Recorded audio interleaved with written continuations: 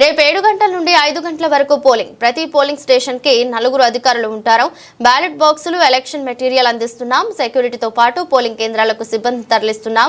Polling ముగిసిన తర్వాత సాయంత్రం మౌలానా అబుల్ కలాం ఆజాద్ వర్సిటీకి భద్రపరుస్తాం. 14వ తేదీ కౌంటింగ్ ఉంటుందని ఒంటిమిట్ట రిటర్నింగ్ అధికారి రామలింగయ్య అన్నారు. అందరికీ నమస్కారం అండి. నా పేరు రంగస్వామి, డిప్యూటీ కలెక్టర్. ఇక్కడ అసిస్టెంట్ రిటర్నింగ్ ఆఫీసర్గా ఒంటిమిట్ట జెడ్పీటీసీ ఎలక్షన్స్కి అపాయింట్ చేయడం జరిగింది. రేపు మనకి పోలింగ్ జరుగుతుంది 7 గంటల నుంచి, ఉదయం 7 గంటల నుంచి సాయంత్రం 5 గంటల దాకా. ప్రతి పోలింగ్ కేంద్రానికి 1+4 అంటే ఒక పీఓ, 4 ఓపీఓని అపాయింట్ చేయడం జరిగింది.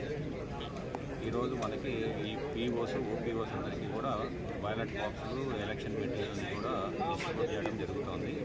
దీనికి సంబంధించి కూడా అందరూ కూడా రిపోర్ట్ చేస్తున్నారు. అందరూ రిపోర్ట్ చేయడం అవగానే మధ్యాహ్నం లోపల వీళ్ళందరికీ కూడా మెటీరియల్ ఇచ్చి ఇక్కడే లంచ్ ఏర్పాటు కూడా చేయడం జరుగుతుంది.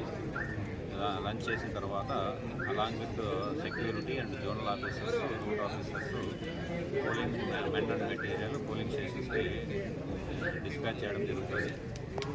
డిస్పాచ్ అయిన తర్వాత పోలింగ్ కేంద్రాల్లో చేరుకోవడం జరుగుతుంది. చేరుకున్న తర్వాత రేపు పోల్ అయిన తర్వాత ఈవినింగ్ మళ్ళీ రిసెప్షన్ అక్కడ మనకి మౌలానా అబుల్ కలాం ఆజాద్ ఉర్దూ యూనివర్సిటీలో రిసెప్షన్ అండ్ స్ట్రాంగ్ రూమ్ అక్కడే ఏర్పాటు చేయడం జరిగింది. అక్కడికి బ్యాలెట్ బాక్స్, పోలింగ్ మెటీరియల్ రేపు సాయంత్రానికి చేరుకుంటుంది. 14th అక్కడే కౌంటింగ్ కూడా